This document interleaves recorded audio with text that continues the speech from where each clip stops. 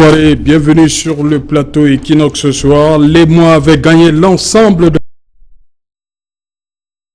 la novembre 2018 suite à l'annonce de l'enlèvement massif d'une soixantaine d'élèves de la PSS Kwena Bamenda. La nouvelle de ce plus gros kidnapping depuis le déclenchement de la phase armée de la crise anglophone laissera plus d'une personne sans voix face à la batterie d'interrogations qui a entouré cet enlèvement. 2 jours seulement de captivité, après 2 jours de captivité, le porte-parole de l'armée camerounaise annonce la bonne nouvelle ce matin que tous les parents, amis, connaissances des 81 otages attendaient. Ils sont libres. Nord-Ouest, happy end pour les 81 otages. Madame, Monsieur, c'est le fait du jour.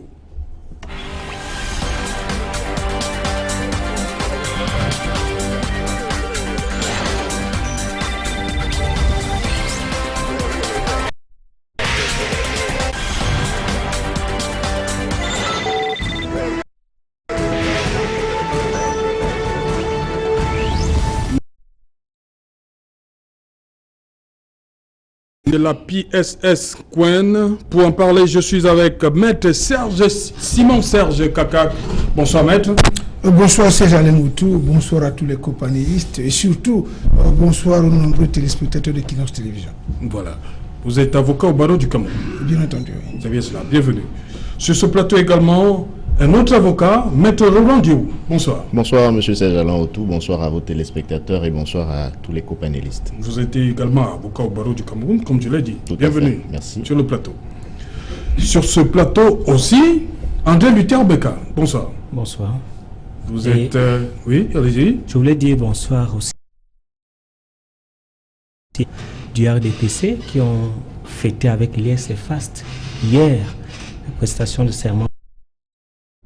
C'est avec joie que je les ai retrouvés, c'est avec joie que je participe à cette émission. Ok. Vous êtes également sociologue. C'est exact. Ok. Sur ce plateau, pour la première fois, Franklin Sonné Bayen. Good evening, sir. Pleasure to be. Oui. Voilà, vous êtes journaliste. Bien sûr. C'est bien cela. Je commence avec vous. Déjà, comment vous avez accueilli cette nouvelle, le 581 élèves et encadreurs confondus? Total. Bon. Le plus gros kidnapping, on l'a appelé ainsi. Oui, c'est kidnapping. Oui. On est déjà, je peux dire, habitué à ces incidents. Seulement que cette fois-ci, selon certaines indications, c'est peut-être pas les combattants qui les ont kidnappés. On parlera de ce débat après, oui. Bon, sur qui a enlevé. Ah oui. Comment vous avez accueilli déjà la nouvelle? Ça choque. Quand on parle des enfants kidnappés, les enfants enlevés, ça choque tout le monde, oui. Surtout les parents que nous sommes. Oui. Et étant aussi de ce coin-là, bon, je ne suis pas du Nord-Ouest, mais étant anglophone, oui. Ça donne l'impression que la crise dégénère et que les mesures suffisantes ne sont pas mises en place pour arrêter l'escalade de la situation. Ok, je rappelle, Franklin, vous pouvez vous exprimer en anglais, en langue de Shakespeare, il n'y a pas de problème. Je vais m'exprimer quelquefois en anglais. Oui, il n'y a pas de problème. Oui. Vous faites comme... Maître Kaka, dites-moi, et vous, le 5 novembre, c'était un signal fort, on en a discuté sur ce plateau, un jour avant la prestation de serment. Ils ont voulu, ces personnes-là, ont voulu frapper, envoyer un signal fort. Je pense que c'est vraiment de ça qu'il est question. Moi, ce qui m'a surpris lorsque j'ai eu cette information, c'est que l'opération s'est effectuée en plein cœur de la ville de Bamenda, en coin, pour ceux qui connaissent la ville de Bamenda. Au même titre que Commercial Avenue, au même titre que Ntarikon, et même les quartiers comme Mancon. C'est des quartiers quand même assez populeux de la ville de Bamenda. Donc, mais avec le couvre-feu, est-ce que ça ne joue pas sur cet aspect que vous voulez mettre en avant? Oui, justement, je veux simplement faire rêver qu'avec le couvre-feu, effectivement, on a l'impression... Chacun chez soi, non? On a l'impression sécurisé. Oui. Mais quand déjà on arrive à avoir ce coup en plein cœur le problème. Et c'est justement pour ça que j'en suis arrivé à m'interroger sur la sécurité des populations de Bamenda. Parce que, en fait, si ça se fait à Bamenda, ça veut dire que dans les localités périphériques, c'est la situation plus grave. En fait, c'est ça ma première réaction. L'autre réaction maintenant, c'est que j'ai commencé à me poser des questions. Oui. Sur les auteurs de cet acte. C'est vrai que quelques temps après, j'ai eu dire que le gouvernement a déclaré que c'est les sécessionnistes qui ont fait le coup. Mais du coup, je me suis posé la question que vraiment si ça se fait en plein cœur de la ville de Bamenda, je ne suis pas sûr que les sécessionnistes peuvent aller jusqu'à kidnapper, je crois, une 80aine de personnes. Oui. C'est quand même assez énorme pour qu'on croie à cette version des faits. C'est pour ça que nous autres, nous sommes restés un peu perplexes, nous nous sommes interrogés et bon, heureusement qu'aujourd'hui, nous apprenons l'information qui est un peu plus rassurante, oui. Celle de la libération de ces otages. Mais moi, je continue à m'interroger sur les auteurs de cet acte. Maître Roland Diou, vous aussi, vous vous interrogez sur... Moi, je m'interroge. Les auteurs ? Moi, je ne m'interroge pas seulement sur les auteurs de cet acte. Je m'interroge aussi sur un certain nombre d'informations qui ne me semblent pas avoir filtré jusqu'ici. Parce que, voyez-vous, 81 personnes, c'est beaucoup. Et on ne peut pas déplacer 81 personnes comme ça sans nous dire après quand on les libère ou est-ce qu'on les a libérés. On ne peut pas imaginer qu'ils ont été... Le porte-parole Lamé dit qu'on les a retrouvés à Bafout. Oui, je veux dire que si on les a déplacés de Nkwen pour Bafout et qu'on les retrouve libérés à Bafout, ça veut dire qu'il y avait une logistique à ce niveau-là qui a pu contenir 81 personnes sans que personne ne s'en rende compte. Dans une situation, dans un contexte, comme mon confrère René l'indiquait tout à l'heure, il y a un couvre-feu, c'est-à-dire que les déplacements sont quand même filtrés. On a parlé de 4 heures du matin. Voilà. Ça me fait penser à cet autre rapt, je dois dire ça comme ça, qui a eu lieu sur l'axe Bafoussam-Bamenda il y a quelques... On a justement dit où on a creusé. Il y a quelques mois. Plus de 2 heures. Ça m'avait beaucoup surpris à l'époque qu'autant de temps puisse s'être écoulé sans qu'on ait justement des forces de l'ordre qui sont supposées être en alerte. Et que justement du matériel assez lourd ait pu servir notamment à creuser une comme celui-là, sans que personne ne s'en rende vraiment compte. Donc, je ne suis pas songeur seulement par rapport à cet enlèvement, je suis songeur par rapport à tout le contexte qui est autour. Et une fois cela dit, on peut se réjouir du fait que cela se termine bien. Je veux dire que peu importe que ce soit une arrestation ou un enlèvement suspect, le plus important c'est que les parents qui ont vu leurs enfants enlevés soient rassurés par le fait qu'ils soient libérés aujourd'hui. Donc c'est un happy end qui nous rend nous aussi heureux, malgré les questions qu'on peut se poser. André Luther Meka, qui avait intérêt à enlever ces personnes à la veille de... m'acquitter d'un devoir, celui et d'apprécier à sa juste valeur le travail de l'État pour la sécurité des personnes.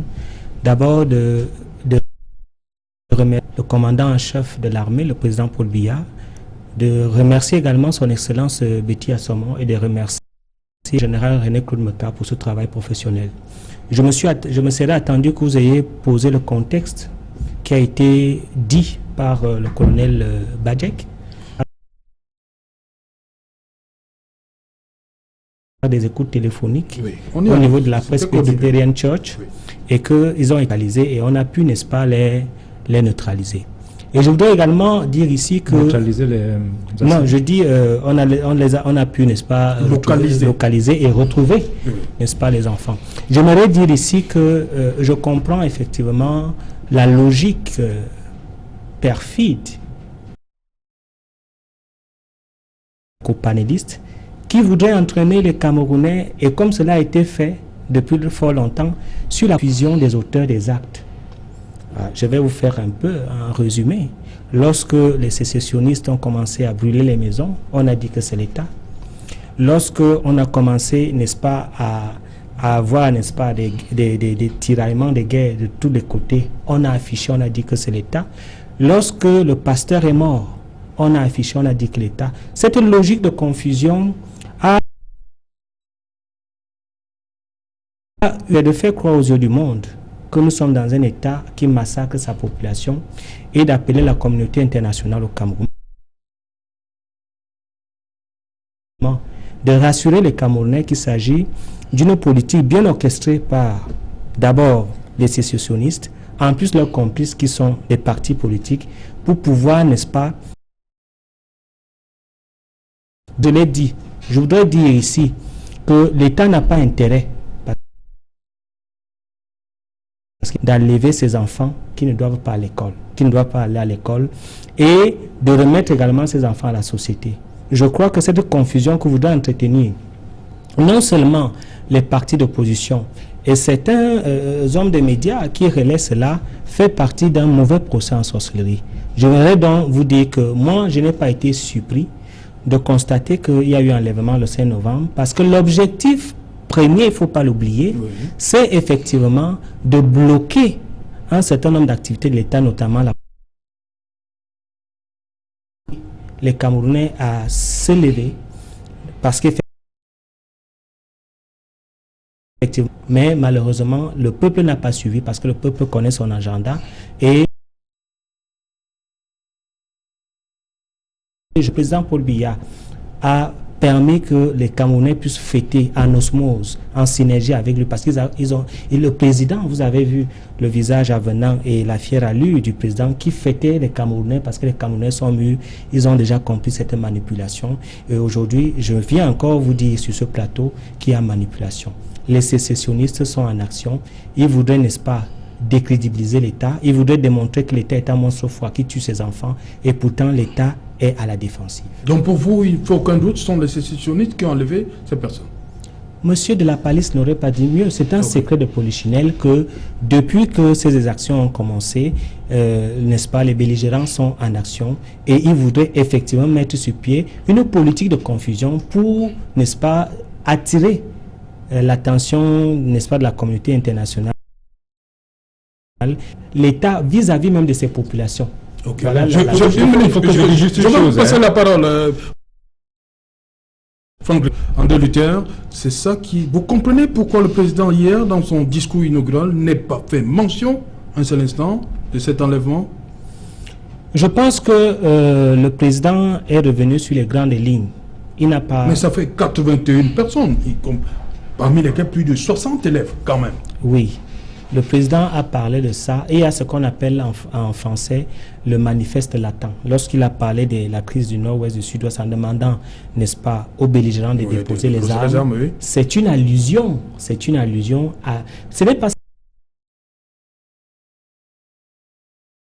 tous les crimes qu'il y a eu tout au long, n'est-ce pas, de ces massacres. Donc en parlant de cela, il a globalisé tous ces problèmes-là lorsqu'il tend la main aux les armes. C'est en fait un président pondéré qui accepte qu'ils peuvent déposer les armes, ils peuvent être réintégrés dans la société. Ok. Vous vous permettez, maître, d'abord Franklin? J'ai l'impression qu'il prend trop de responsabilités par rapport au gouvernement et le RDPC. Il peut bien être du parti engagé, mais il n'a pas la capacité de comprendre ce qui se passe dans l'appareil de donc, faire l'apologie des actions gouvernementales, je pense qu'il assume trop que de...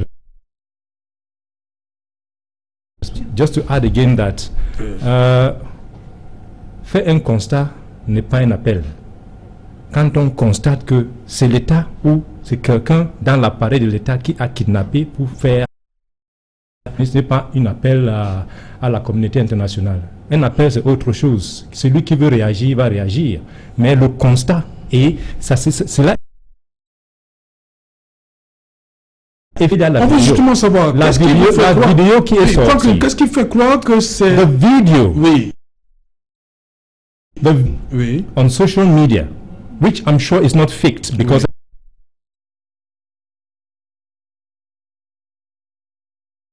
Who would believe are those children? They said they were from that school. The person interviewing them, who is supposed to be the captor, doesn't speak pidgin that we know. Doesn't speak English that we know. We can tell that his accent is francophone. An Amba fighter, an Ambazonia combatant will not be a Francophone, will not even be someone who is managing to speak English. When he speaks Pidgin, because maybe some of them are not very educated, when he speaks English or Pidgin, you would know, you can tell when it's a Francophone who is struggling to speak English or Pidgin. And an Ambazonia fight will not ask children who abducted you. You can tell from everything that transpired on that it is stage managed to give an impression. Alain, if I have I abducted you, I will not ask you who abducted you.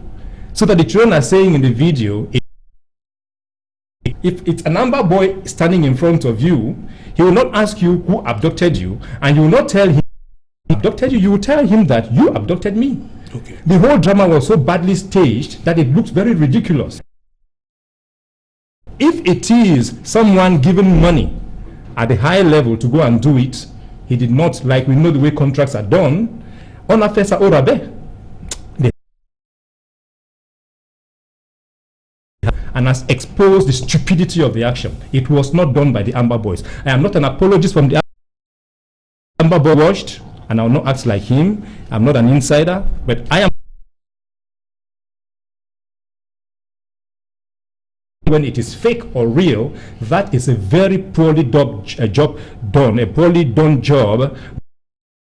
by WIT, and they should reimburse the money to the government. Maître Kakak, Franklin dit que c'est l'accent qui trahit. Oui, en fait, moi, avant de revenir sur ce point précis, j'aimerais quand même faire observer que, personnellement, chaque fois, les acteurs politiques du RDPC cherchent toujours à cristalliser les connexions entre les sécessionnistes et les acteurs politiques de l'opposition. Je dois le dire ici de manière formelle. Là de la présidentielle, il y avait 8 candidats de l'opposition. Et vous connaissez, vous avez eu le privilège de lire les projets de société de tous ces acteurs politiques de l'opposition. Personne n'est sécessionniste. Tous les gens qui ont eu à participer à cette compétition, permettez-moi cette expression, beaucoup, j'étais des fédéralistes. Personne n'a fait l'apologie de la sécession. Personne ne soutient les sécessionnistes. Donc il faut que les gens le sachent. Donc je tiens d'abord à faire observer que nous, les acteurs politiques de l'opposition, nous n'avons jamais été pour la sécession du Cameroun. Première chose. Deuxième chose maintenant que je voulais faire observer à Martin Luther Mika. André Luther, permettez-moi l'expression. C'est que, en fait,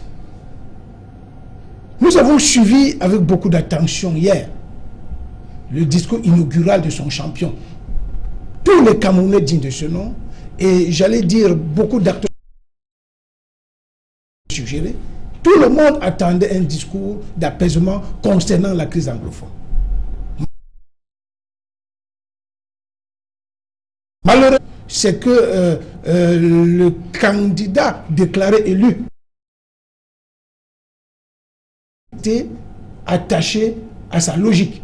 C'est-à-dire, il est dans l'oppressive, il est dans une option, j'allais dire militaire, il ne faut pas peser les mots. Donc le vrai problème est le suivant.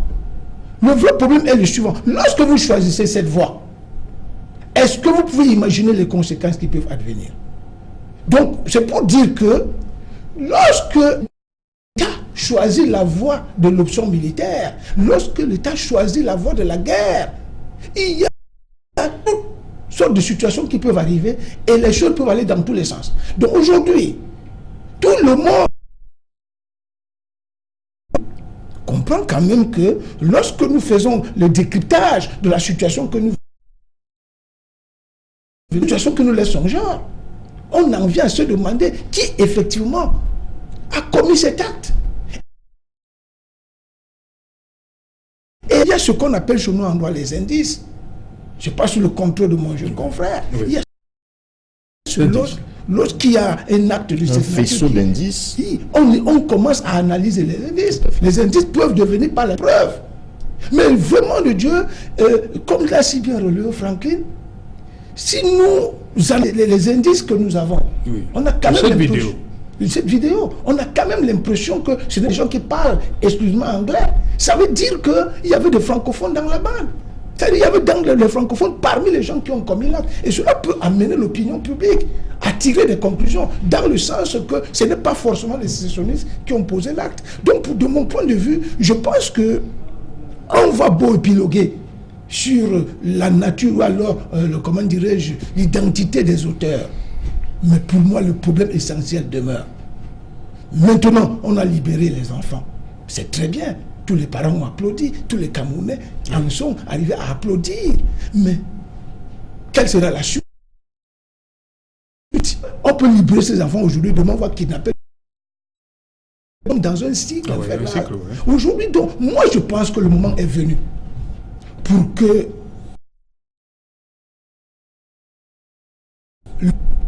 essaie de saisir les taureaux par les cornes. Et nous pensons de notre point de vue que la solution n'est pas militaire. Vous avez vu dernièrement, ça c'est par là que je vais sortir, le président Macron lui a envoyé une lettre confidentielle de félicitations. Bon, on peut l'accepter. Mais lettre, le président Macron lui dit clairement que la France est prédisposée à l'accompagner.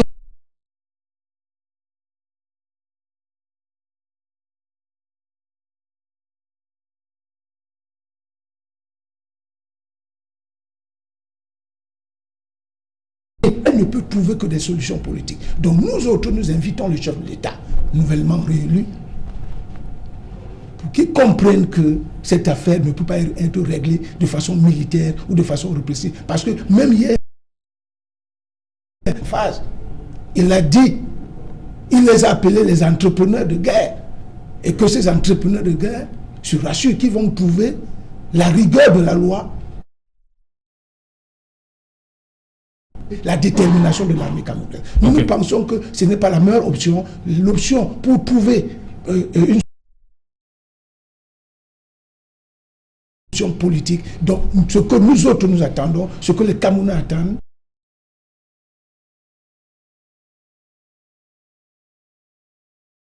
et j'allais dire, trouver des solutions définitives à ce problème. Ouais, je crois que ça commence par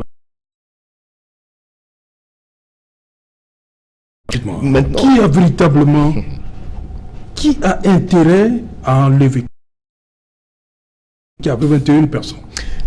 C'était dans quel but? Avant peut-être de répondre à votre question, peut-être vous allez me permettre de faire une petite réaction à la suite de mon confrère aîné, pour dire que la stratégie des communicants du RDPC qui consiste toutes les fois, un acte comme celui-là qui peut interpeller la conscience nationale, d'associer tout ce qui est maléfique aux partis politiques de l'opposition. Dans ce pays, en 1966, des lois qui condamnaient ce qu'on avait appelé la subversion. Ajouter à chacun un nom de subversif, simplement parce qu'il n'était pas du même point de vue que vous. Et ça, Cameroun. D'ailleurs, dans le cas de la crise anglophone, on avait très bien vu que nos confrères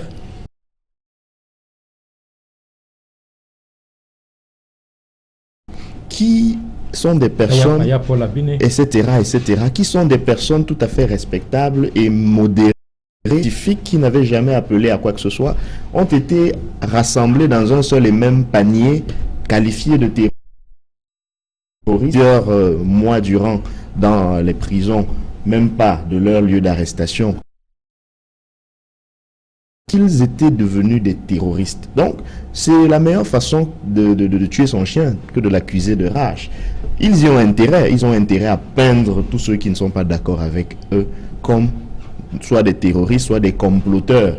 Et ils appellent là une autre infraction, c'est l'atteinte à la sûreté de l'État. Selon eux, désormais, toutes les fois on n'est pas d'accord avec eux ou toutes les fois on exprime un point de vue différent du leur, on est désormais passible de l'infraction d'atteinte à la sûreté de l'État. Donc, je crois que ce n'est pas très surprenant, mais il faudra que de plus en plus on leur rappelle que la loi ne doit pas être à géométrie variable. Qu'il y a un certain nombre d'éléments qu'il faut prendre en compte avant de proférer un certain nombre d'accusations infondées contre les gens. Maintenant, qui a intérêt à un tel acte? Moi, je ne peux me contenter que des faits. Faire modestement une petite analyse. Alors, si je m'en tiens à cette vidéo qui donne des raisons de penser qu'en fait, d'enlèvement par les Ambazoniens, il n'en serait rien. Alors, on peut légitimement se poser la question, alors si ce ne sont pas les ambassadeurs,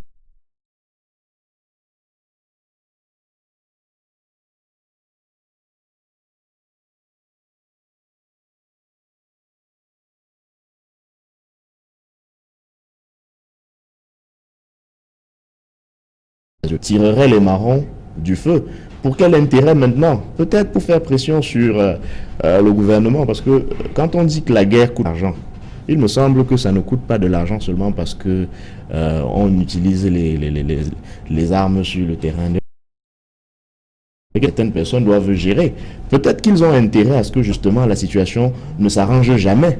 Et donc, chaque fois qu'on voit qu'il y a une accalmie possible, il faut rallumer un peu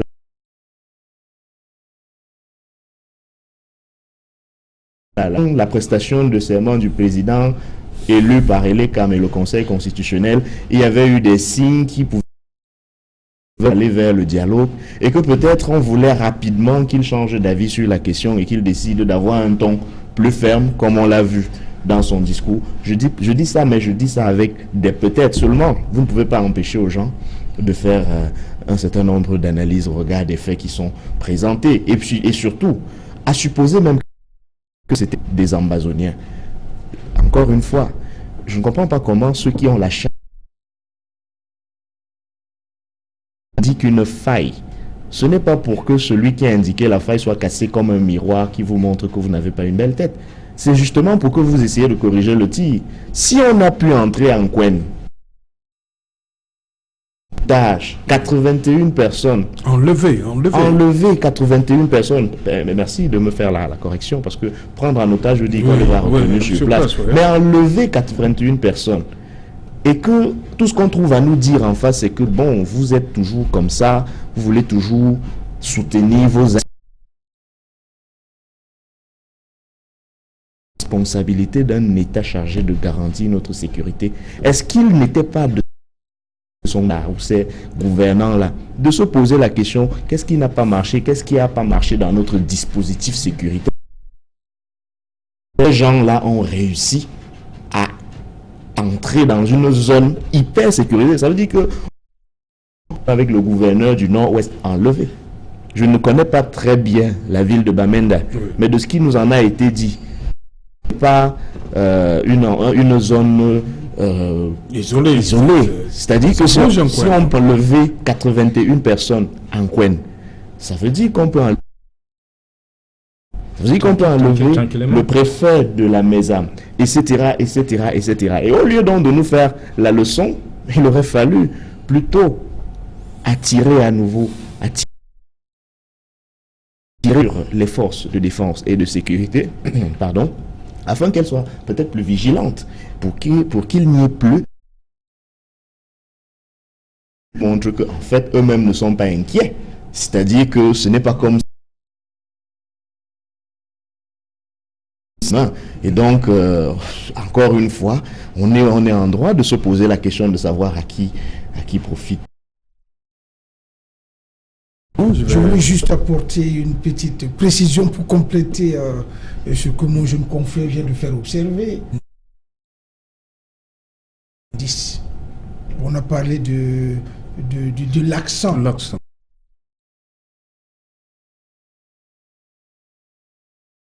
Aussi, voir l'heure. Vous avez dit tout à l'heure, dites à 4 h du matin. Dans une ville sous couvre-feu. Ça veut dire qu'à 7 h de la nuit, s'il y a couvre-feu, effectivement, cela veut dire que la ville de Bamenda est hyper sécurisée. Couvre-feu. Et connaissant la configuration géographique de la ville de Bamenda, pratiquement construite dans une cuvette, que les sécessionnistes soient entrés et aient réussi à enlever, j'allais dire, 81 personnes. Mon ami, il faut être très fort. C'est pour ça que nous autres, nous pensons cela ne peut pas être imputable aux sécessionnistes. Nous pensons que c'est du côté de l'armée régulière qu'il faut aller chercher, j'allais dire, l'identité des auteurs. Bon, maintenant, je pense que comme l'a si bien relevé mon estimé confrère, Si nous sommes d'accord, si nous acceptons que c'est les Ambazoniens qui ont posé l'acte, cela veut dire que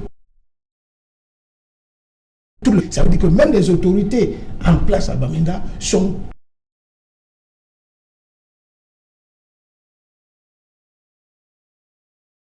pour sortir définitivement.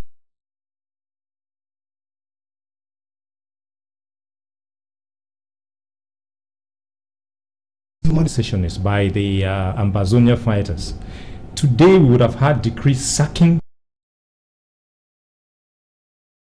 some administrative officials if they were not resigning themselves. This is a serious act. I think they know who did it. Even they know it wasn't done by those boys, because if it was done by those boys, it means that the security network is weak. And oui, est-ce que André Luther Meka, on ne doit pas, comme il dit, hein, des têtes devraient normalement tomber, mais un peu de, comme c'est écrit là, le happy end. C'est ça qui est intéressant. Bon, j'ai écouté les arguments des éminents juristes. J'appelle éminence parce que je voulais aussi vous poser une deuxième question, André Luther Meka. Dans la sortie du porte-parole de l'armée camerounaise, il dit que les terroristes ont été pas dans le communiqué. Quel est le sort qui a été réservé à j'étais de disant que j'ai suivi les arguments des éminents juristes. Je dis éminence parce que je leur prête la présence. Science. Il semble que vous n'avez pas compétence. Non. Bon, si vous le dites. Mais ce que je... Le véritable problème, moi je ne suis pas venu faire de la politique ici aujourd'hui, je suis venu dire la vérité au Cameroun. Et la vérité au Camerounais, c'est effectivement de dire qu'il y a une philosophie de confusion. Et je vais continuer dans cette philosophie de confusion en prenant leur propre exemple. Ils disent que ils ne sont pas sûrs que ce sont les Ambazoniens. Ça veut dire qu'ils connaissent les Ambazoniens. Mais moi, je vais vous dire que il est difficile de connaître les Ambazoniens parce qu'effectivement, ce sont des gens dont on ne maîtrise pas l'identité.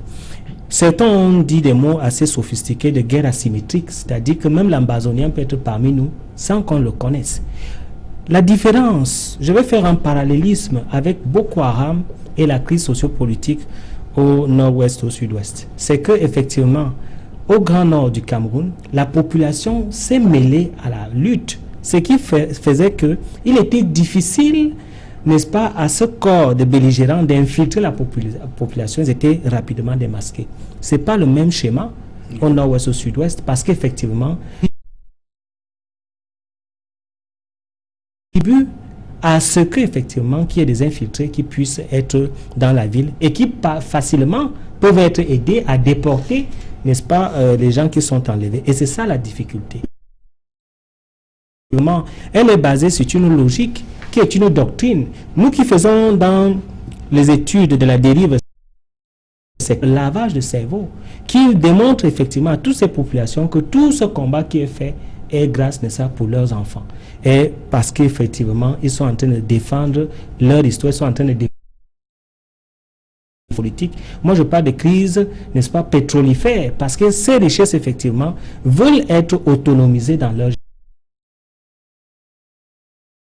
nord-ouest. Beaucoup plus du nord-ouest que du sud-ouest est engagé dans cette you haven't done a study. You cannot make that kind of sweeping statement to say the Northwest until you can produce results of a study. C'est la stratégie. I am not Ambazonian, but I have complete sympathies. I have complete sympathies for the cause of those who want change in favor of the plight of Anglophones. I can stand for it anytime, anywhere. I am not. If I was in the bush, I would not be here. I'm committed to the struggle for the rights of Anglophones. I am from the Southwest region, my brother. Ok. Vous continuez donc. Donc, il devient donc très évident que, avec une facilité écœurante, qu'on puisse effectivement enlever ces enfants avec la complicité des populations. Et comme vous pouvez la communication de qui est en base. Vous avez regardé cette vidéo de Luther? Oui, j'ai tout regardé. Mais c'est pour moi, tous ces arguments qu'ils donnent, j'ai envie de rigoler. Parce que effectivement, même ce sont des professionnels, contrairement à ce qu'ils pensent. Puisque je vous ai dit, lorsque j'ai enlevé, sont des professionnels. C'est des professionnels? Oui, Ah. puisque tu disais que ce ne sont pas des professionnels. Non, la méthode a changé. Aujourd'hui, on veut faire croire que c'est les francophones. Et effectivement, ça peut être un francophone, puisque nous savons, nous sommes informés, que ce n'est même pas les enfants, les fils du terroir. On y recule des mercenaires partout en Afrique, on le sait. Donc, il est digne d'un film de polar, où on peut effectivement faire parler et prendre un francophone et lui permettre de faire cela pour qu'on pense effectivement que c'est l'État, puisque eux, ils ont ciblé la personne qu'ils disent que c'est lui qui a fait ça. Et ils ne veulent pas seulement parler, ils l'ont ciblé parce que, et je vais vous le dire, et c'est avec aise que je vais dire ça aux Camerounais, oui. Parce qu'ils veulent faire sauter ce ministre. Ils pensent que c'est pareil, mal monté, avec des arguments bidons, qu'on peut faire sauter un patriote comme ce ministre-là. Moi, je le dis aux Camerounais, c'est mal monté tout ça. Ce sont des belligérants qui ont décidé effectivement d'enlever ces enfants en pensant qu'on va bloquer la prestation de serment, en pensant que la mobilisation qui est recherchée des Camerounais pour bloquer l'État, pour bloquer la société va avoir lieu parce qu'effectivement, quand on prend les enfants, on prend les parents et cela allait prendre, n'est-ce pas, un mouvement institutionnel. Malheureusement, le rendez-vous a en train de cibler, n'est-ce pas, quelqu'un dans l'État, on est en train de cibler un ministre, ce qui est purement faux. Donc, chers amis, chers frères, c'est un travail de professionnel.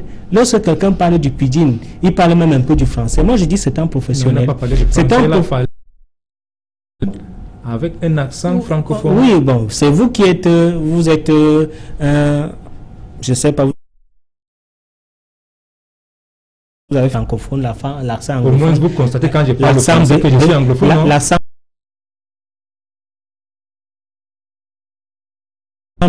Lorsque lui parle français, vous sentez que c'est pas un francophone. Parce que quand moi je parle français, je peux pas aussi être américain. Non, là je constate que vous êtes en train de jouer. Et comment vous pouvez constater que l'autre n'est pas en train de jouer? C'est des arguments bidons. Ok. Au-delà de la caricature qui vient d'être faite, qui prouve bien que ce que M. Franklin disait a du sens et peut être fondé, parce que vous avez bien fait vous-même de choisir un certain accent qui a tout de suite fait la différence 5 secondes plus tôt. Donc, on peut identifier. Il reste la question de savoir effectivement si, comme vous le dites, effectivement, c'est de ça qu'il est question. Alors, ça veut dire que leur plan n'était voué qu'à la réussite. Ça veut dire que justement, aucune manière d'empêcher que ça ne se fasse. Ça veut dire que, comme nous l'avons dit précédemment, les autres copanélistes avec moi, en situation d'insécurité totale. Si des gens peuvent avoir pour plan de faire sauter un ministre en créant un rapt de grande envergure en plein cœur d'une zone hyper sécurisée de Bamenda et réussir, alors dites-vous bien que personne n'est plus en sécurité dans cette région-là et peut-être au-delà. Donc, en essayant toutes les fois de vouloir jeter l'opprobre sur les autres, sans regarder de votre propre côté ce qui a lieu de corriger, vous ne faites qu'amplifier les suspicions qui pèsent sur une telle opération. Et vous n'allez pas me convaincre, vous n'allez vraiment pas me convaincre que le fait que 81 personnes soient enlevées en plein Bamenda, impunément, c'est parce qu'il y a des complicités dans la ville de Bamenda. Et je crois que c'est même assez grave de le dire. Pardonnez-moi. Pardonnez-moi pour la première fois de vous imputer un propos. C'est grave de le dire parce que vous jetez désormais à la vindicte populaire la population de Bamenda. Vous êtes en train de faire croire aux Camerounais qu'ils ne vivent pas une situation déjà assez grave depuis 2 ans, qu'ils seraient désormais complices de l'enlèvement sous leurs propres yeux de 81 de leurs membres et membres de leur communauté pour une destination inconnue, juste parce que vous dites on veut faire sauter un ministre à Yaoundé. Donc je crois qu'il faut qu'on reste sérieux. Just one word, just to add, who is interested in having a minister sacked? not the population, not the woman going to sell her cocoyams in the market, not the fighter. The fighter, the Ambazonia fighter has no interest. They believe they don't belong to Cameroon anymore. So it doesn't interest them to know.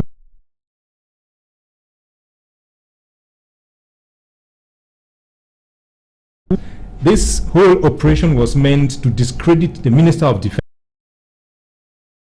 of the administration. It is they in the government who are surely fighting each other. Even because it's an insider, it is they in the government who would have staged this action to discredit someone else. The fighter will be preoccupied with who is minister in Yaoundé. They say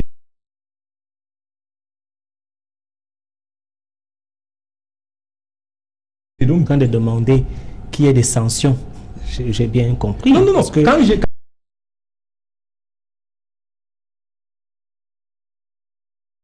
sanctions, et mon jeune frère insiste sur l'insécurité. Non, j'ai expliqué, moi, il faut pas que ce soit, dont les conséquences doivent être tirées. Quand j'ai parlé de sanctions, j'ai dit, si en vérité, c'était les combattants sécessionnistes, et si le président, parce qu'il a été combattant, ça veut dire qu'il y a l'insécurité à Bamenda, ça veut dire qu'il y a des incompétents à Bamenda, et là, on allait renvoyer soit le commandement, soit les chefs militaires, soit les chefs de sécurité. C'est ce que j'ai dit. Ok, juste Maître Kaka. Oui. Juste pour dire que ça s'est d'ailleurs vu au Cameroun. J'ai un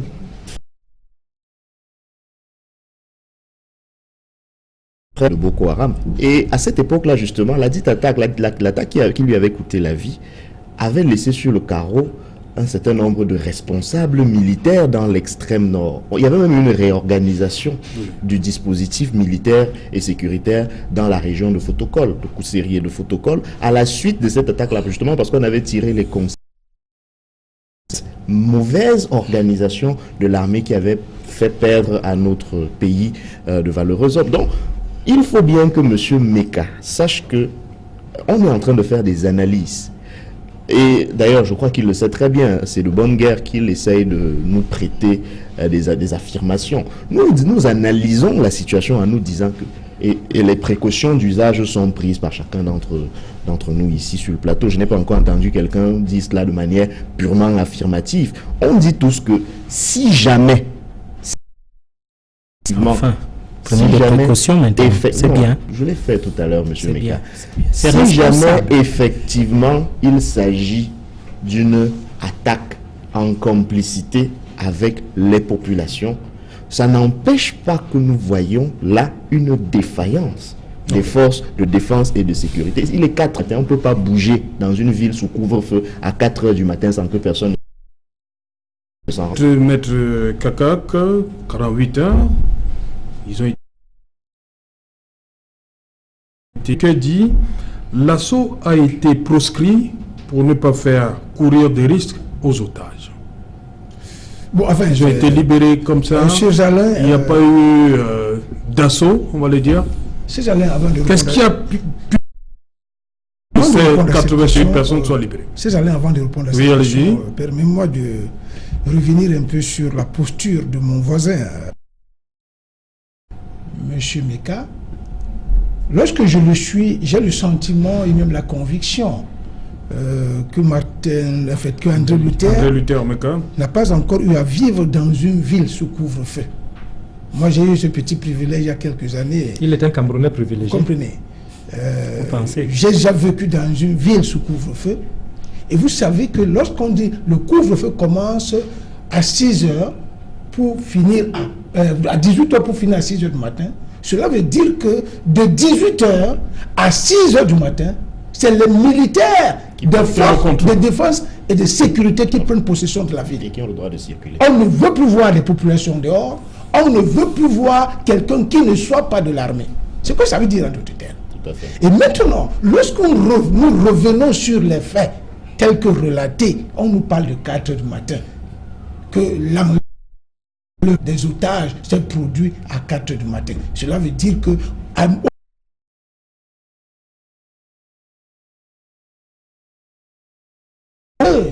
on vous dit, c'est le communiqué qui le dit, c'est pas moi qui le dis. Quand les otages ont été retrouvés à Bafut, pour ceux qui connaissent le nord-ouest, ils savent que Bamenda est peut-être à une trentaine de kilomètres de Bafut. Cela veut dire, en d'autres termes, là c'est un raisonnement mathématique, cela veut dire que les otages,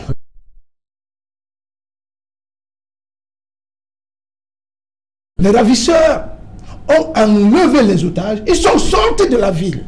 Ils ont fait 30 km. Ils ont fait 30 km. Sous couvre-feu. Cela laisse songeur. Nous disons que lorsque nous analysons de manière professionnelle... Est-ce que vous êtes sûr qu'ils ont fait ce trajet le même jour? Même si ce n'est pas le même jour, toujours est-il qu'ils sont sortis, ils ont eu des mouvements dans la ville. Ça veut dire, venir enlever des enfants en Kwen. Kwen, ce n'est pas à côté de Bamenda. C'est un quartier de Bamenda. C'est un quartier cœur, en plein cœur. Oui. Le quartier au cœur de la ville, c'est là-bas qu'il y a la grande gare routière. Bamenda, on appelle Nkwen. C'est au cœur de la ville. Sortir de la ville sur près de 4-5 km et maintenant prendre la route de Bafut. Cela veut dire que logiquement, si c'était les adversaires, ça veut dire que les ambazoniens, je pense que... Je voulais dire par rapport à ça. Maintenant, par rapport à la question que vous me posez. Bon.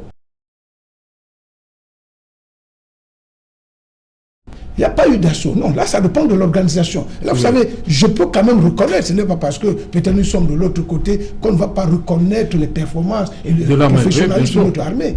Là, maintenant, ça rentre dans les méthodes internes de l'armée. Parce que... Ils disent que c'était pour éviter les otages. Justement, si les gars avaient pris l'option d'attaquer... Oui, les gars pouvaient se servir des enfants. Donc je pense que là, ça rentre dans la stratégie militaire.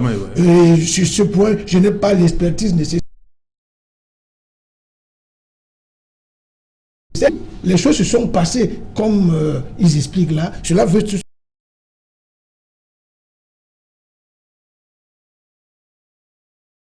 simplement... Qu'est-ce qui, à peine 2 jours... La pression est venue d'où?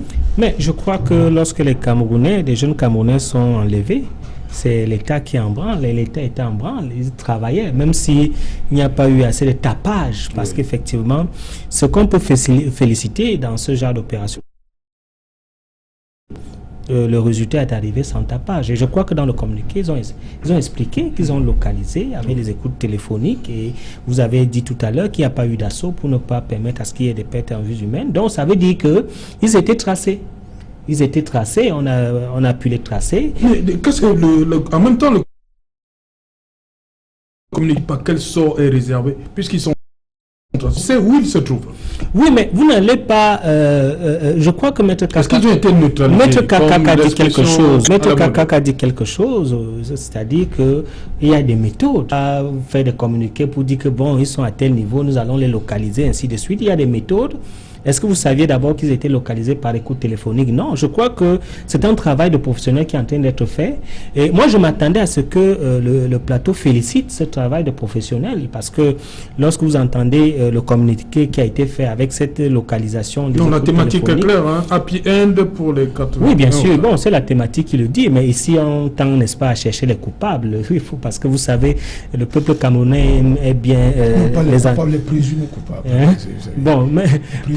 coupable. Il faut qu'on soit rigoureux sur la sémantique. Oui, ben, vous êtes rigoureux quand il s'agit de sémantique, mais quand il faut cibler des gens, vous n'êtes plus rigoureux. Donc, ce que je veux dire, c'est quoi? C'est que ce qui est important, déjà, c'est de féliciter ce travail de professionnel, parce que quand j'ai lu ce communiqué, je me suis dit, ah, il y a eu un travail de professionnel qui a été fait. Déjà, il fallait les localiser, analyser les écoutes téléphoniques et pouvoir, n'est-ce pas, récupérer les enfants sans qu'il y ait des pertes en vie humaine. Je crois que cela est à féliciter. Et puis, je crois que l'enlèvement a eu lieu le 5 novembre, n'est-ce pas, et le recouvrement on les a retrouvés tôt ce matin. Voilà, ça fait à peine 2 jours, je crois. Donc c'est chapeau. Je crois que c'est un travail de professionnel de l'armée qui a été fait. C'est pour ça que j'ai commencé cette émission à féliciter d'abord le chef suprême des armées et le ministre de la Défense et le ministre de l'administration territoriale et, n'est-ce pas, le général René Claude Meka qui ont fait un travail de professionnel. Franklin, est-ce que les enfants ne peuvent pas être exploités comme l'expression consacrée? Exploité dans quel sens? C'est-à-dire qu'ils donnent des informations sur le lieu et tout ça. Bien sûr.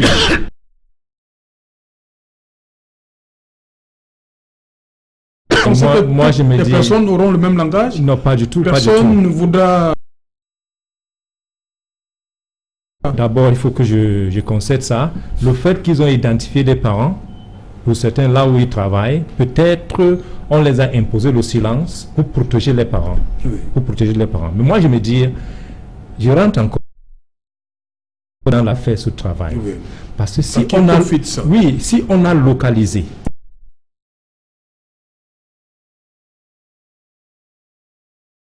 localise, je décide d'abandonner. Est-ce que je sais même comment localiser? Ok.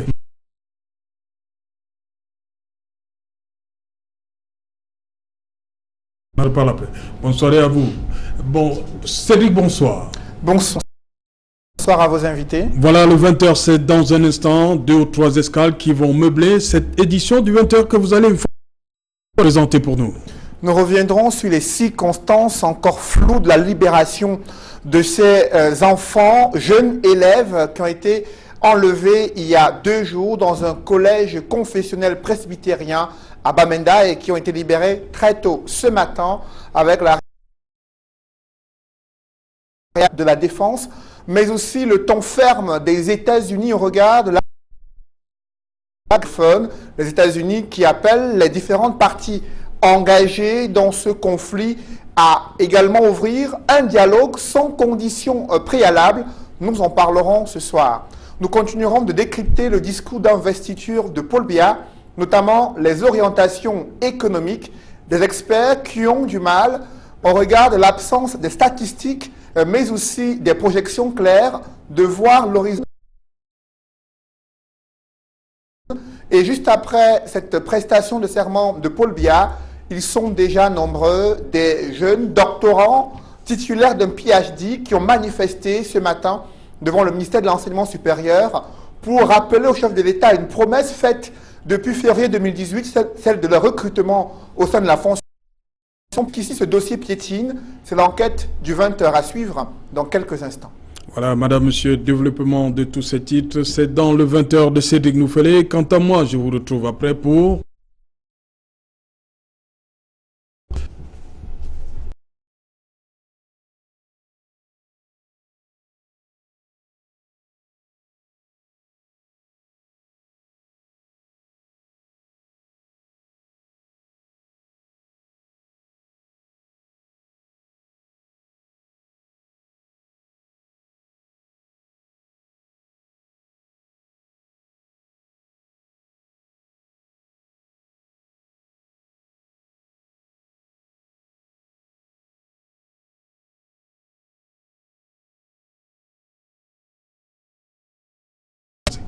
Maintenant qu'ils ont retrouvé leur famille.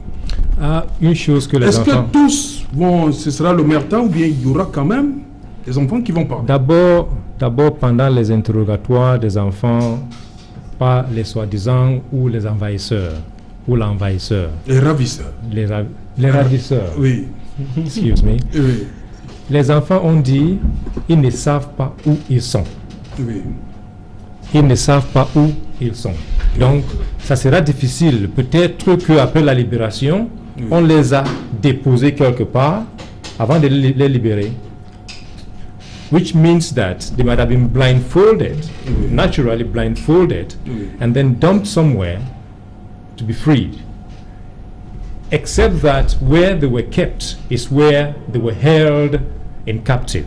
Then you cannot begin to trace from there. If we have experts in forensics who can go and look for fingerprints and other maybe hair, other samples that you can detect DNA and stuff. I don't know whether our military and security officials go to such lengths in order to determine who was in charge. But I think that if they know who did it, as we guess, because we are only guessing, if we guess that it's an inside job, not a job done by the Ambazonia fighters, they won't even bother because they would know it's their job. Now, if it's not a job, I come to the point again. After you have located where they are, would a kidnapper or an abductor volunteer to set them free? He doesn't know he's been located. Sure. So there are lots of questions we have to answer. Il n'y a pas eu de rançon. There was no ransom. Oui. There was no On suppose, hein, operation. que There was no il y a pas eu operation paiement de to, rançon. there was no operation to free the children. There was no operation to free the children. The pretext, as we understand from the government communique, was to limit the damage, because if there was going to be an operation to free the children, the fighters, the abductors might have used them as a human shield. So maybe clever thing to do, not go the armed way. Okay? But if it is true that the people were located, the captors and their hostages were located where they were, why did the abductors abandon them if it wasn't through maybe some form of negotiation, or if it wasn't an inside job and then they knew where they were and they just went and picked them up where they were? Ok, Maître Kaka, on ne parle même pas de rançon. Hein. Non, en fait, 48 heures. bon, en fait, ces gens-là, les choses sont allées trop vite. évitons d'aller très vite en besogne. On ne maîtrise pas les contours Oui. de la stratégie qui a été mise en place par les forces de défense et de sécurité pour la libération de ces enfants. Mais moi, ce qui m'a quand même impressionné, ce qui m'a intéressé, lorsque j'ai vu les images, Oui. je me suis rendu compte que ce n'est pas des enfants à très bas âge, des grands garçons. Oui. J'ai vu là beaucoup de grands garçons. Et Les enfants de Form 5. Oui. Form 5. Ils ont cinquième. Seconde. Seconde. Form 5. Ok. Vous voyez donc que c'est des enfants de seconde. Entre 14 ans et 16 ans. Entre 14 ans, 16 ans, 17 ans même en fait. Ce qui revient à dire que je pense que ces enfants, pour le peu qu'ils soient bien exploités, ils vont certainement permettre aux enquêteurs de cerner, j'allais dire, tout le contour de ce qui s'est passé. Parce qu'aujourd'hui, on s'est posé des questions ici autour de ce plateau. Je pense qu'avec l'exploitation de ces enfants, j'ai le sentiment qu'on sortira de l'auberge de ce côté-là pour comprendre les circonstances de ce qui s'est réellement passé. Et peut-être même, on en saura un peu plus sur l'identité des auteurs présumés. Vous comprenez? Bon, je pense que ça, c'est un aspect aussi qu'il fallait cristalliser. Et bon, je ne sais pas si, parce que là, nous tendons... bon, je peux aussi profiter de l'occasion pour dire un mot sur l'intervention ou alors la suggestion du département d'État américain. Oui, oui, on va. Vous permettez que les autres disent d'abord un mot. D'accord. On y arrive. Donc, pour jeter, je voulais simplement dire que je pense que la maturité de ces enfants va certainement aider les enquêteurs pour en savoir un peu plus sur ce qui s'est réellement passé. Voilà, Maître Roland Diwo, vous pensez la même chose? Évidemment. Que les enfants peuvent être un début? Tout à fait. Nous pensons que ces personnes, ces élèves... Mais est-ce que ce n'est pas un danger, puisque ces enfants ont déjà regagné leur famille à suivre le reportage? Je pense que le fait qu'ils aient regagné leur famille ne fait pas obstacle à ce qu'ils soient exploités même plus tard. Je crois que peut-être la priorité, encore une fois, si on est dans le scénario effectivement d'un vrai rapt, si on est dans ce scénario-là, la priorité aurait été le soutien psychologique et le soutien psychologique. Je vais poser la question aux sociologues. Des familles et pour une sérénité. Je crois que peut-être qu'il aurait d'abord fallu que les parents soient rassurés, que les enfants eux-mêmes retrouvent le cocon familial, retrouvent une certaine sérénité. Et puis après, les enquêtes peuvent toujours être menées. Encore que il y a bien eu un communiqué. Et le communiqué a donné quand même un certain nombre d'indices. Il aurait pu donner un peu plus. Peut-être que, comme mon confrère René l'a dit tout à l'heure... Non, le porte-parole dit qu'il y a des informations supplémentaires, elles vont être mises à la disposition et des médias et du... Oui, je ne m'arrête pas à ce qui est dit dans le communiqué du porte-parole. Je dis que le porte-parole aurait pu, par exemple, nous en dire un peu plus. Peut-être qu'on ne nous en a pas dit plus par pure stratégie militaire. Moi, je n'en sais trop rien. Donc, je veux bien croire que les enquêtes seront menées et qu'elles seront menées en exploitant toutes les sources d'informations que cette occasion peut nous donner pour connaître le fin mot de cette histoire. Voilà ce que je peux dire. Voilà, André Luther Meka, sociologue maintenant, dans quel état d'esprit peuvent se trouver et les parents et les enfants? L'école continue. Est-ce qu'ils peuvent c'est une semaine qu'on doit oublier. Ils peuvent reprendre les cours normalement lundi. Non, je crois que la meilleure des choses... Même la société, le regard même de la société. Parce qu'on a vu certains qui se...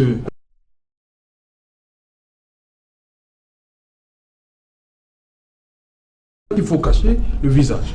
Oui, mais ce que je peux dire, c'est que ce qui est clair, c'est que les voies sont en train de nous mener vers un enlèvement par les sécessionnistes, puisque ce qui est clair, c'est que là où les enfants ont été enlevés était à quelques kilomètres, n'est-ce pas, de la forêt. Donc, il y avait des évidences que des gens puissent capturer ces enfants. Et lorsque vous me posez la question sur... Oui, nettement, hein, lorsque on a subi un traumatisme comme celui-là, il est important qu'il y ait une assistance d'abord pour permettre, n'est-ce pas, à ce qu'ils puissent dissiper cette crainte, parce qu'effectivement, c'est une phobie qui gagnent les uns et les autres, c'est un traumatisme.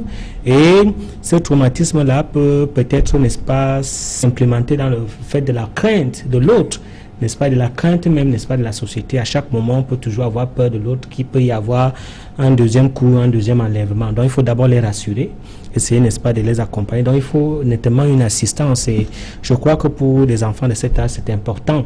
Et c'est d'autant plus important qu'il faudrait aussi les protéger, parce que je crois que nettement la technique policière devrait aussi exploiter ces enfants pour un certain nombre, n'est-ce pas, de questions sur, sur la démarche, il se trouve, comment on les traitait, et ainsi de suite.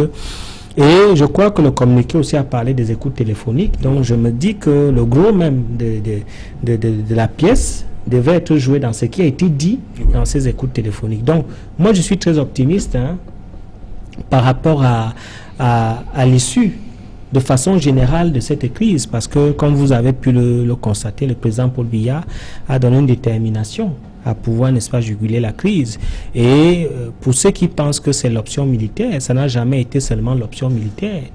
C'est le bâton et la carotte, comme le grand berger, c'est-à-dire que de l'autre côté, il y a le dialogue, et de l'autre, puisque les autres ont les armes, il faudrait effectivement que les Camerounais soient protégés. Sinon, on va laisser, n'est-ce pas, à ce que des sécessionnistes puissent envahir la ville. Donc, il faut toujours sécuriser avec les armes. Donc, je suis très optimiste par rapport à l'issue, n'est-ce pas, de cette crise.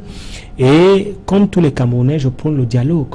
Mais il ne peut pas avoir dialogue, on le dit incessamment, sans que les armes ne soient déposées. Donc il faudrait que le chef d'État demande à ce qu'on dépose les armes. Et c'est une façon pour lui de dire qu'il est pour l'option de la paix. Ok. Oui. Maître Kaka, je sais que vous avez envie de parler de ce deuxième arrêt. Il y a eu, on va le dire comme ça, un dommage collatéral. Il y a le pasteur américain qui est mort. Est-ce que c'est ça qui amène le département d'État américain à faire cette sortie, on va le dire comme ça, aujourd'hui? Oui, je pense qu'après, brièvement, les belligérants.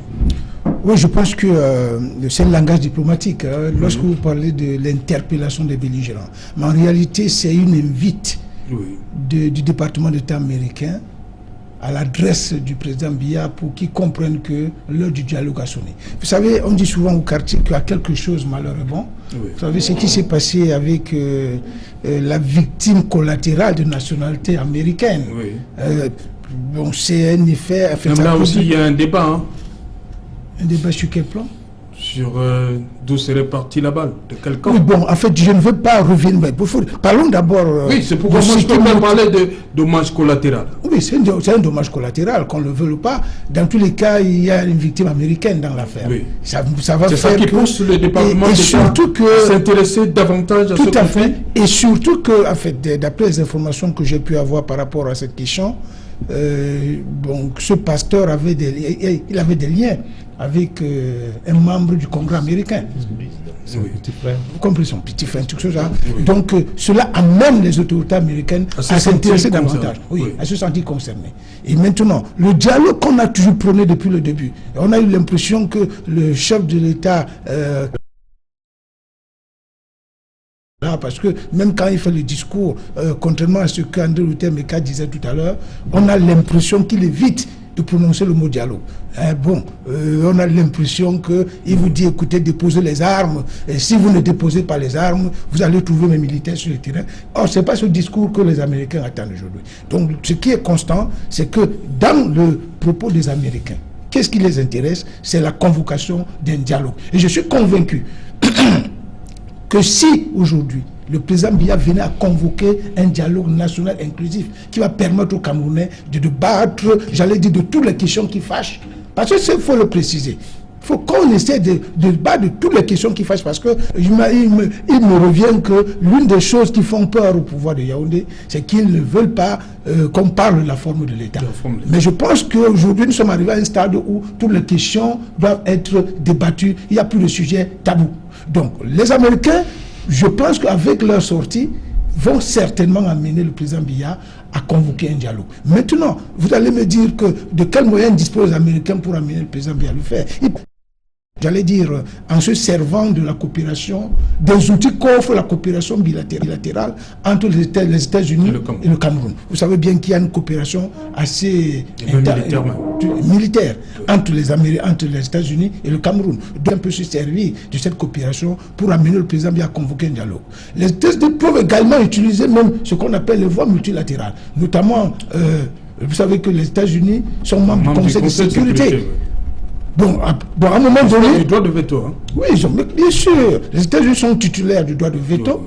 Donc, ils ont le pouvoir, ils ont la capacité de poser ce problème sur la table des Nations Unies, le Conseil de sécurité, pour qu'une résolution soit prise, dans le sens, j'allais dire, de mieux comprendre ce qui se passe au Cameroun. Je pense que, vu sous cet angle, les États-Unis commencent à montrer des signes d'un grand pays qui veut absolument que ce problème soit résolu. Et nous autres, notre souhait, aujourd'hui, c'est par là que je vais sortir, c'est que le président Biya ne fasse plus preuve d'autisme, parce qu'on a toujours l'impression qu'il fait de la sourde oreille chaque fois qu'on lui fait des propositions de cette nature.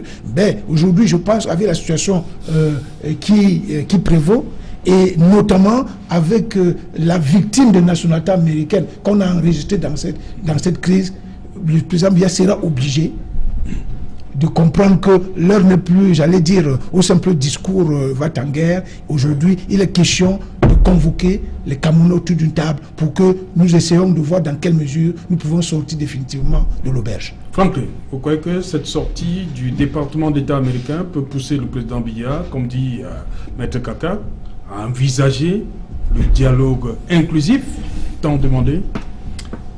En passant par la conférence générale des anglophones du cardinal Toumi. This is not the first call. Oui. This is not the first call.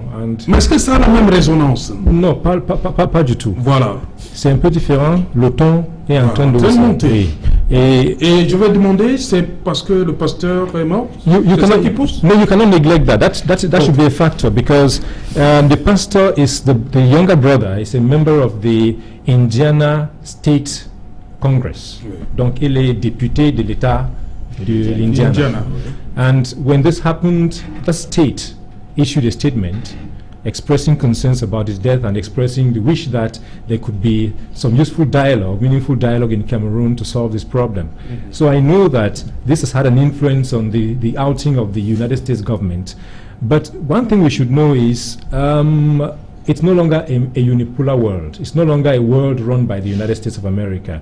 In the 1990s, we could have expected this after the fall of the Soviet Union, that the US had all the powers to do whatever it wanted to do. Russia is coming back, but especially China. Especially China. You see, if you notice, in 2011, before the elections, Biya ran over to China. Before this election, he ran over to China. There is a counter force from China, especially from Russia too, but especially from China, where he seeks comfort. If China doesn't want this to happen, I'm afraid it will not happen.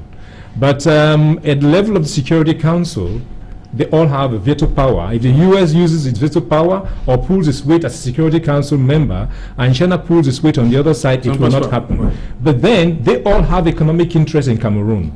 Business and money doesn't like war. Now, if the Chinese know that they can't do projects in the English-speaking part of the country because there is war, and the Americans know they can't do business because there is war, then they will find a way to come to push the Biya regime from both sides to seek a solution. and go to the table and talk with the Anglophones. Donc vous voulez dire qu'on attend peut-être la sortie de la Chine aussi? Puisque ça veut dire que les Américains qui seuls ne peuvent pas. Ils font rarement les sorties publiques. Oui. Peut-être ils parlent en souterrain, mais... Ils font pas de l'ingérence. Non, pas du tout. Et même si vous faites ce que vous voulez, tant que nos intérêts sont...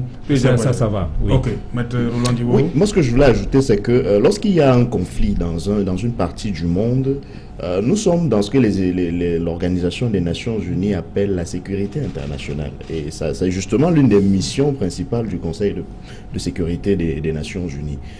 Je voulais également souligner que parfois, et ça vient davantage de ceux qui sont du côté du RDPC, parfois on fait le reproche à certains acteurs politiques lorsqu'ils font les analyses, d'entrevoir, d'envisager ce que pourrait faire une puissance comme les États-Unis. Mais ils n'indiquent pas aussi souvent qu'ils sont les meilleurs amis d'autres puissances internationales. Et M. Franklin Sonnet parlait tout à l'heure de la Chine. J'aimerais bien qu'on m'explique pourquoi est-ce qu'on peut aller vers la Chine et ne pas parler d'ingérence ou d'invite de la communauté internationale et parler d'ingérence lorsque, par exemple, il s'agit des États-Unis ou de la France. À la question maintenant je crois, des relations internationales, justement, qui peut être la trame de fond de cet épisode-ci de la crise. Moi, je crois qu'il faut dire que l'autisme de nos dirigeants est, de mon point de vue, la principale cause qui peut faire que les puissances internationales s'invitent dans un conflit qui n'est pas à la base le leur. Parce qu'effectivement, ils ont tous des intérêts au Cameroun. Et je ne crois pas que la France soit en reste. Parce que d'ailleurs, la correspondance confidentielle que le président français, M. Emmanuel Macron, a envoyée au chef de l'État camerounais, elle aussi a bien indiqué la voie vers laquelle elle souhaitait que son allié camerounais aille, c'est-à-dire la voie d'un dialogue. Donc, si la question devait se poser au niveau du Conseil de sécurité des Nations Unies, entre les 5 membres permanents, alors on pourrait déjà commencer à faire le décompte. On pourrait dire que voilà la France qui invite au dialogue. L'Angleterre s'est alignée sur la position américaine pour demander le dit dialogue. La Chine a une position officielle qui dit qu'elle ne s'ingère pas. Ça ne veut pas dire qu'elle va forcément user de son veto, elle peut s'abstenir, comme elle a souvent fait sur certaines questions internationales. De la même manière, la Russie aussi. Et en souterrain, tout cela peut avoir pour trame de fond le fait qu'on se dise, on a tous des intérêts dans ce pays d'Afrique centrale, au cœur du golfe de Guinée, c'est-à-dire une position assez stratégique. On a tous intérêt à ce qu'il y ait la paix.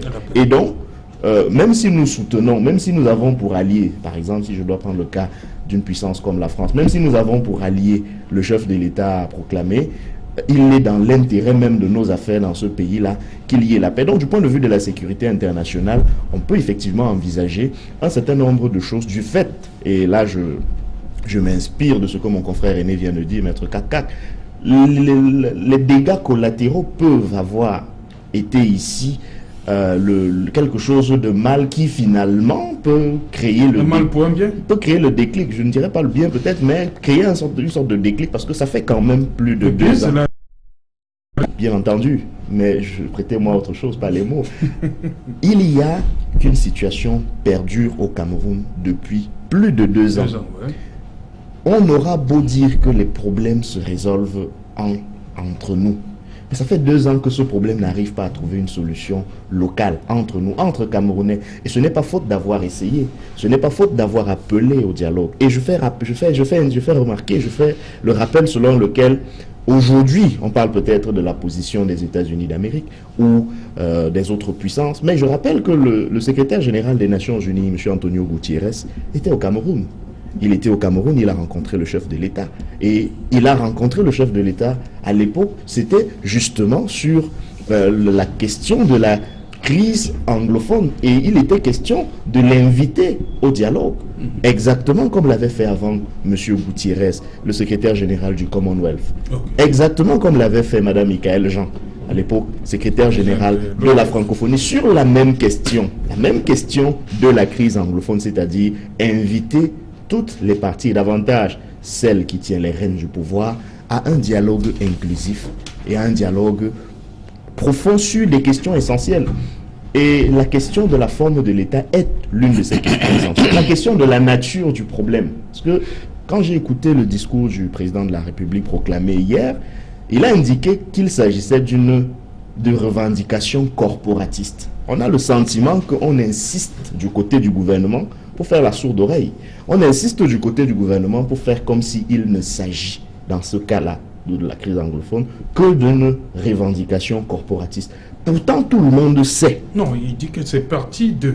Non, justement, il dit que partie d'une revendication corporatiste, les entrepreneurs de la guerre, vous voyez, il part de la revendication corporatiste pour sauter le palier politique, pour tomber à la guerre. Donc, on veut exprès et éluder le cas de la dimension politique de la crise qui sévit dans le nord-ouest du Sud. Alors que, de mon point de vue et du point de vue de beaucoup d'autres personnes, la crise est éminemment politique.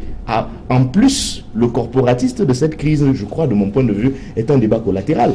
C'est les effets collatéraux d'une situation politique qui rejaillissent sur, par exemple, la corporation des avocats de culture anglo-saxonne, qui rejaillit sur la corporation des étudiants de cette culture-là, parce qu'ils estiment que leur problème en tant que communauté n'est pas réglé dans l'architecture institutionnelle de notre pays.